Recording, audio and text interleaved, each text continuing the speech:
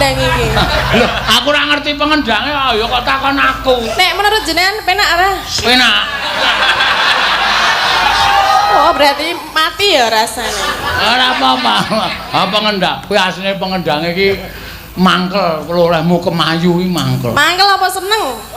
Takon ana dhewe. Takon ana dhewe. Mas Denko. Aduh. Hey. Jane kamu sayang apa enggak toh? Enggak.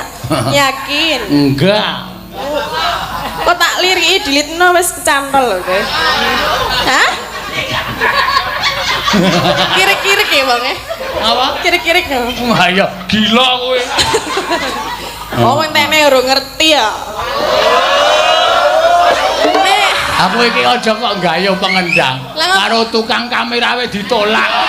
ah, kowe iki jane meng lames ya dodo ya. Iki jane ya ingin to. Senengane iki do ngono kuwi nggodha-nggodha. Lane kowe iki ra sok kemayu. Aku iki jogate meng jogate dendekmu nganggo. Ya kan Iki sing ditonton ki apa? Aku dene joget ki awak kok. Lele arep apik kepiye wong lagi arep menikmati ngene-ngene wis anu andang ganti sekaran wae ngawur. Ora ngawur kuwi pancen disesekke kok. Lah nek pas kuwi mau piye ler joget? Piye? Sing tumlak-tumlak bleng-bleng ngono mau. Piye Jal? Ayo sakarmu wong kowe sing nyanyi kowe kok sing joget aku. Ya kan aku pembelaan mbok dibelani ngono lho. Lho, apa aku kok? Lah. Lah apa? Kita kanca kan? Ah, kanca apa? Lah apa? Enggak mau aku. Enggak mau. Bisa pokoknya. Terus aku sebagai apa dong?